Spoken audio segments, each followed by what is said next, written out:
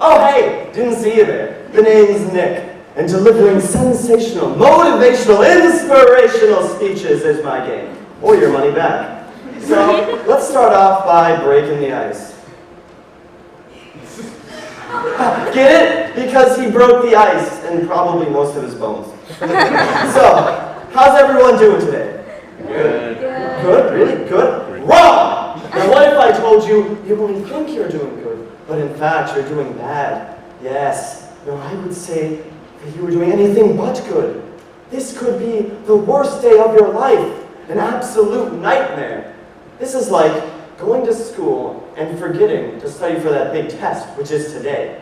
Then realizing you also forgot to put on pants this morning, only to then pee yourself out of fear, coincidentally in front of your biggest crush, who just so happens to be making out with that kid who always bullies you, who then walks over and christens you with the incredibly clever nickname Captain Piss Pants, a name which sticks with you all the way until senior yearbook. Yeah. Now take all that and multiply it by 2. Yeah, that bad. Things could not get much worse for you. Poor you. How are you going to pull yourself out of this sad little mess? Let's find out. Midnight is a very interesting time.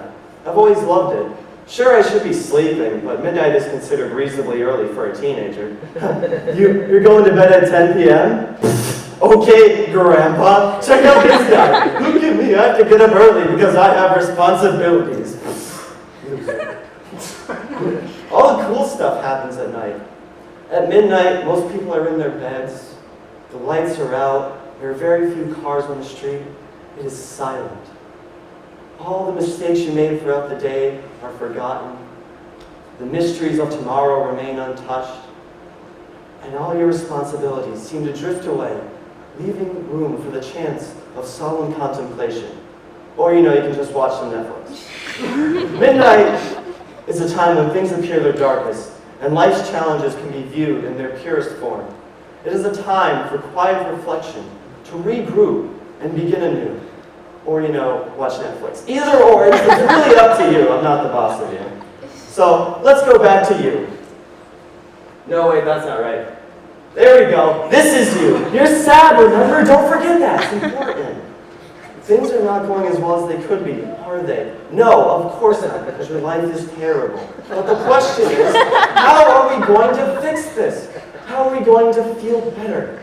How are we going to get unsad? I think that's a word. It's probably a word. Don't worry about it. There's 2 ways you can approach this. 1, you can wallow in your own despair like an angst-filled Shakespearean character. Oh, woe is me! Wherefore should I be the one to suffer? My life, thou art like the spring flowers under winter's vile glass.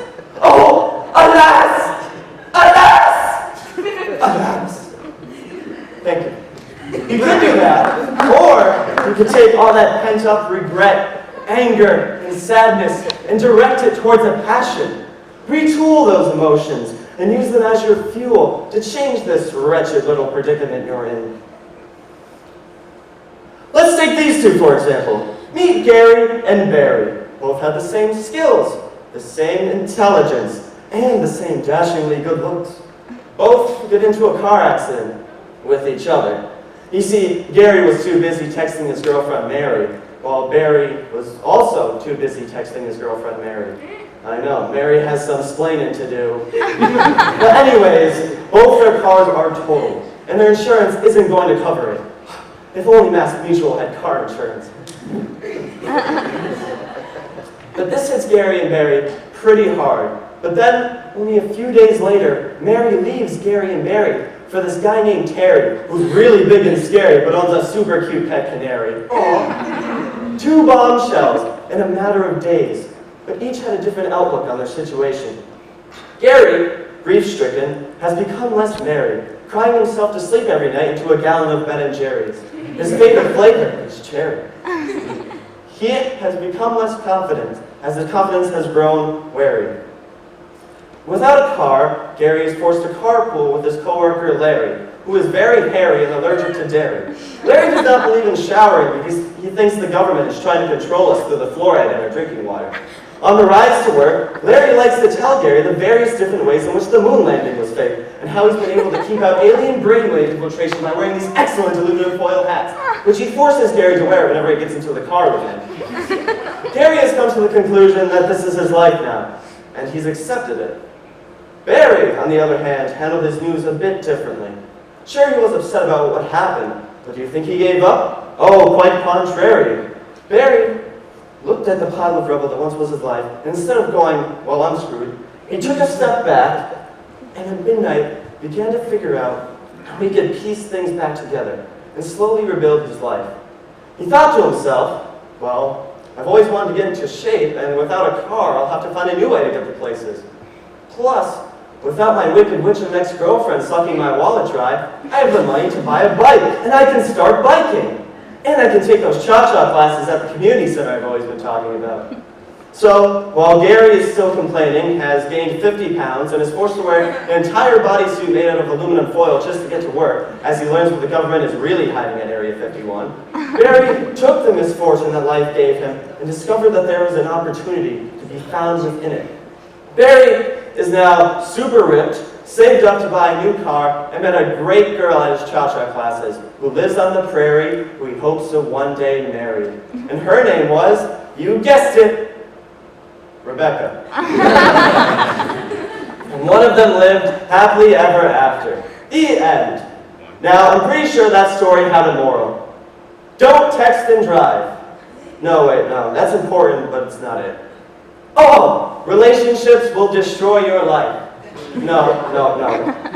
Oh, I got it. The moral of the story is, the situation is only as bad as you perceive it to be, and that opportunities can be found in even the most dismal of circumstances. All it takes is a little determination. That, and the moon landing was a lie created by the government to stop the commies. Wake up, sheeple! Life isn't always going to play fair. If you still think life is meant to be all peaches and cream, then I'm sorry to break it to you. But it's not. That's just how it is. Also, if you're still thinking that way, I should probably clear up a few other things because you're clearly living in a fantasy world. So, first, Santa isn't real. I know. Those guys at the mall, not Santa. The tooth fairy is just your parents putting money under your pillow at night. I mean, that one's pretty obvious. What are fairies going to do with teeth? It'd be kind of creepy if you thought about it. The floor is not lava, the moon does not follow you wherever you go, and don't even get me started on the Easter Bunny. The more you know. Sadness is inevitable. It's everywhere. It's the reason why you're suffering in that unfortunate and sorry emotional state you're in. You poor souls. But it is not the end. New opportunities and experiences can always be found. And if you can't find one, then make one for yourself. Sadness is no excuse to give up. If you really want things to change, you will find a way. But sometimes the night gets very dark, and there seems to be no light in sight. The world suddenly feels cold and hostile. You begin to think that dawn may never come this time. Too many times have I felt this way. Nights where I would lie in bed and question why I even bothered anymore. If anyone would even notice if I just didn't show up today. I would be aggressive, more irritable, and less social. All the things I used to do for fun now seem like a waste of time, as I could find no joy in them. Friends would invite me to come and hang out, have fun, but I'd always turn them down, as if staying at home by myself would make me feel better. Then I would go and wonder why no one was hanging out with me, and that would only make me more sad. I know, sound logic on my part, but that's just how you think when you're in that state. Midnight can create a sense of unfriendliness to everything around you. What was originally just a branch tapping on the window now seems like a terrible monster trying to get in. The once cool and calming breeze now howls against your eardrums. Hobbies become chores and friends become strangers. You feel overwhelmed as life becomes too daunting a task to take on, and the world doesn't seem like that great inviting place it used to be. Wow, that got depressing. Hold on, I can fix this. Oh, look at the puppy! Look at the puppy! Look at, oh, they're so cute! Oh, okay, I think we're feeling better now. God, you people are such downers. Get happy. No matter what happens, you can't let the darkness overwhelm you. Now you may be thinking, Nick, you're so handsome and a constant source of inspiration, but how am I supposed to feel happy when everything around me feels so hopeless? Good question. The change between happiness and sadness is not controlled by some flick of a switch, but instead it's a very gradual change. Don't listen to those people who go up to you and say, well, if you're sad, then just stop being sad. Yeah! You genius! You cured depression! How could I not have thought of that? No, that is the equivalent of going up to someone with the flu and saying, well, if you want to stop being sick, then get better. Depression is a sickness, just like the flu, and it can't be cured immediately. But there are some things you can do to help speed up the process. That's why I've come up with these helpful tips to help with your desatification. First, cry if you need to. There's nothing humiliating about crying. Never be afraid to show your true emotions. Keeping all your feelings pent up like that is a recipe for disaster. Need help crying? Try reading any book with the dog's name in the title. Spoiler alert, it never seems to end well for the dog. Second, find some ways to blow off steam. Go out and run at night, or go find something soft to punch, like a pillow, or a punching bag, or Donald Trump's stupid face. Third, listen to music. Start off with something sad to reflect your own emotions. Oh, Sarah McLaughlin, sad puppies. Oh. And then, work your way up to something really happy.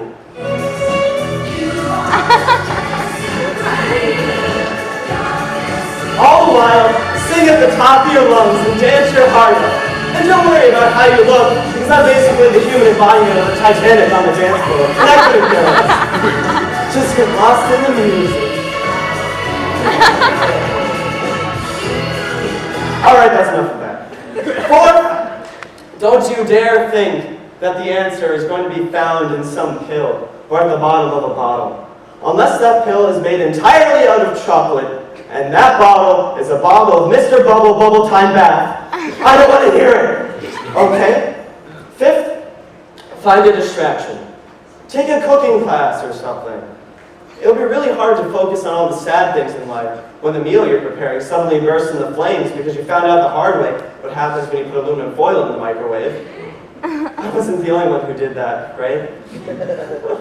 Or if cooking isn't your thing, like me, you can go and force yourself to hang out with your friends or find someone to talk to, whether you want to or not. Because no matter what happens, there will always be someone there for you, always a shoulder to cry on. Next, find that thing that makes you smile, and do it. A lot. Now, I've been going through quite a rough patch for quite some time now, but coming here today and making you guys smile, it makes me smile, and I love it. So I implore you to go out there and do the things you love. Finally, find the bright side in every situation. I know it can be really hard sometimes, but if you dig deep enough, you can always find a positive. You just lost your job? Well, you hated it anyway, and now you can take the time to do something you really do love. You caught the flu? Well, now you can finally binge watch that new season of Orange is the New Black on Netflix. Yes. Your house just burned down? S'mores! You can make s'mores! No matter, you have to take all that raw emotion you feel and have it drive you to become better. Are you getting picked on for being a nerd? Well, you take that repressed anger and you become the best damn nerd you can be. And then later on in life, when you're super successful, you go up to that kid who always bullied you and say, hey, you, yeah, you treated me like crap all throughout high school, and I have just one thing to say. Can I have a number 3? Large fries and a Dr. Pepper. Thanks. Life is always going to get tough, but that is what makes it so great. It's okay to admit that we're all really gloomy, depressing messes sometimes. Sadness is a vital part of human growth. Just think that whenever you feel down, that there must have been something so great and so fantastic before to make you feel that way now. And get excited, because that feeling will come again. You have to take the ups with the downs in this roller coaster of a life. Because if you think about it, a roller coaster that only goes up can get dull pretty fast. No matter how dark, how cold, or how frightening it may be, the night will always end and will bring forth a brand new day filled with endless opportunities to make unforgettable memories.